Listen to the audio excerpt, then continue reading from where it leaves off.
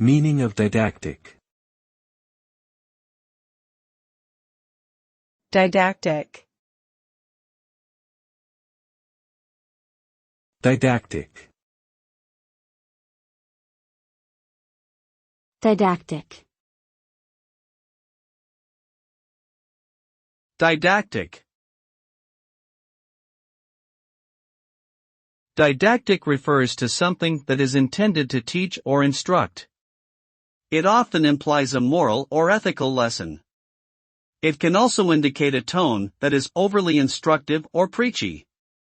Didactic works are usually designed to provide knowledge or guidance to the audience, and may be more concerned with conveying information than with entertaining or engaging the audience. Overall, didactic suggests an educational purpose and a focus on imparting knowledge or values rather than simply entertaining.